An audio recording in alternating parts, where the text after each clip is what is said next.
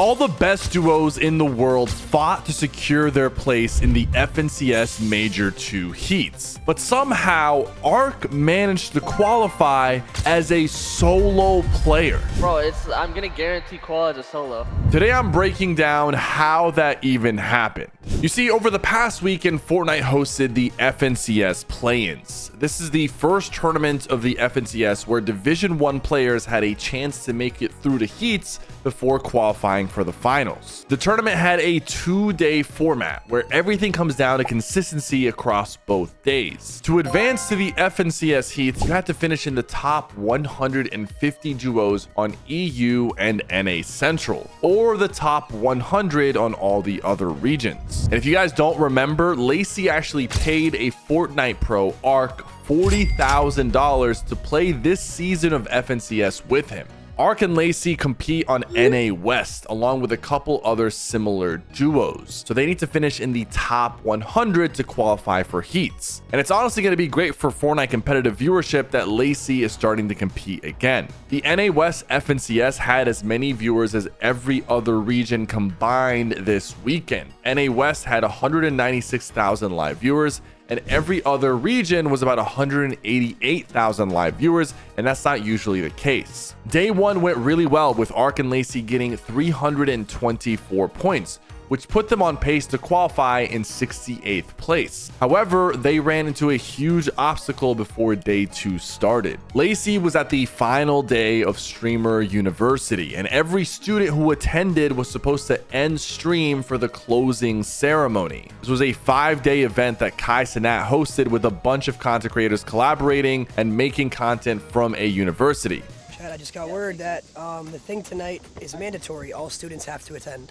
No way, bro. This was happening at the exact same time as the play-ins for NA West Day 2. This meant that Lacey wasn't able to play the entire tournament. He was able to play the first couple of games, but when he left for the closing ceremony, he had to ready up from his phone and die off spawn while Arc played out the matches as a solo. By the time Lacey ended stream, they still needed 200 more points in order to even qualify for the heats. Lacey was eventually able to join him for the final 2 games, but it almost hurt Arc more than it helped, because Lacey decided to queue up with 0 stream delay, which meant that it was very easy for them to get stream sniped. And School and Source wasted no time in doing so. Oh my god.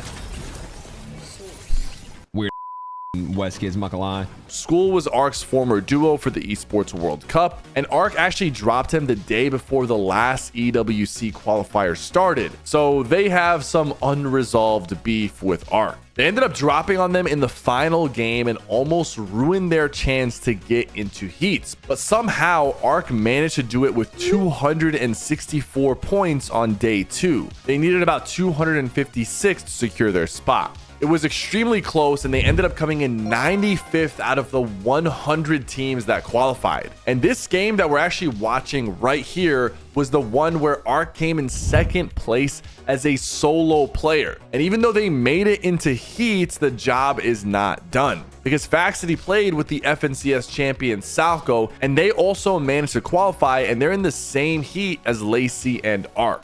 Lacey's duo and Faxity's duo both are dropping at Heatwave Harbor, so things will get messy off spawn. But Arc wasn't the only player who almost had this FNCS as a solo, because over on EU, Shark somehow queued into his first game with a fake teenie. Someone pretended to be Shark's duo using the same username but with a special character, and he got to Division 1, and somehow he queued into a match with Shark, which locked Shark into playing with the fake teenie for that tournament. Boop, boop, boop, boop, boop, boop, boop. Please go. Oh my god, I could with a fake teenie. Oh my god.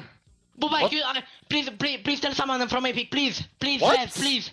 Please, I could with a fake teenie, please. You queued with a fake? God. What? Oh my god, please. Please tell someone, please. I'm gonna send a message.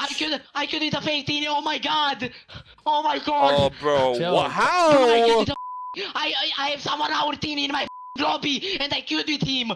Oh no. Now, however, Epic did step in and resolve the issue quickly But Shark's reaction was actually kind of hilarious. Poor kid was freaking out. He was almost about to play the entire tournament as a solo unless he wanted to team up with this fake player. So let's watch and see how Arc was moving in this endgame as a solo. He ends up finishing with just 3 eliminations and a top 2, which is enough points for him to qualify for heats.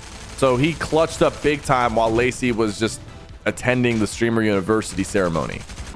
We'll see that he's using a regular pump shotgun, but he's using the Lance Head pistol in blue rarity, which has become very, very popular recently. It wasn't that popular when it first came out this season, but now players are understanding how to use it.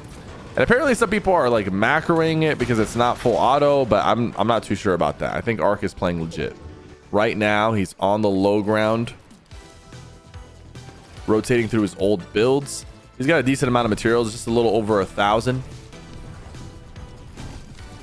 He's just going for placements. He does not need kills right now. There's still 31 players alive, 18 duos.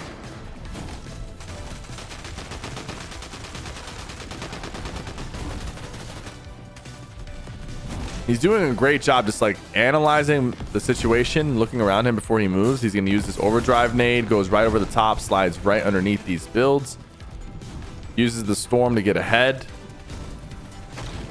And he's going to refarm a little bit of brick right here. And now a duo pushes him and he immediately gets up a layer and he's gone.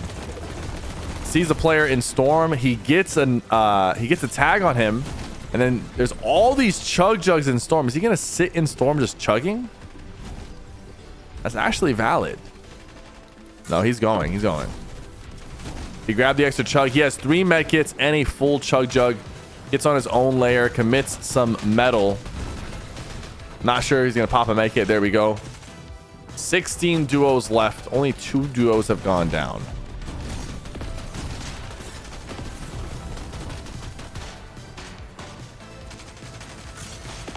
Overdrive nade. He's going to use it to go down a layer.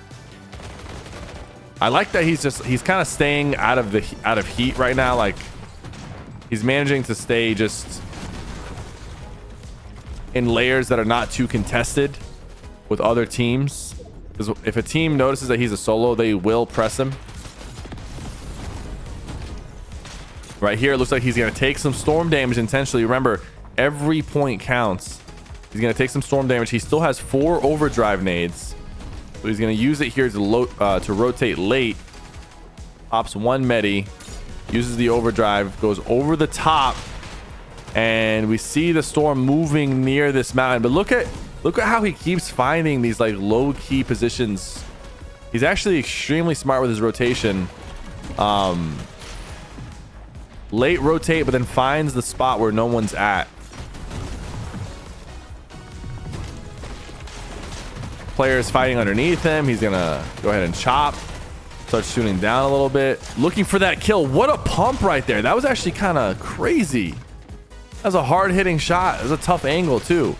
That's his 2nd kill right there. He's going to use the overdrive nades to go up over the top. Finds his own layer.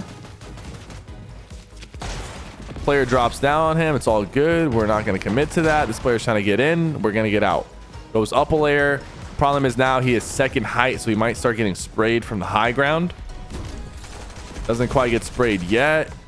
He's going to go into storm. Wraps back around. Gets ahead on circle. He's only down to wood now. Using his chug jug to stay alive. Good little pump right there on smacks. Not going to overcommit. High ground is shooting at him. He's got 270 wood.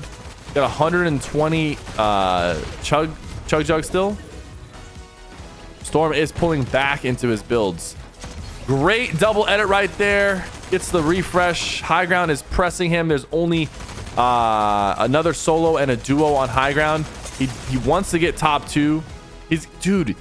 He drops down, forcing the other duo to kill the other solo. That was very, very smart of him to drop down and force that to happen. Now he's gonna try to 1v2. Unfortunately, gets chopped right there. Takes a lot of damage, and it looks like he's going against some pretty decent players. They played that exceptionally well.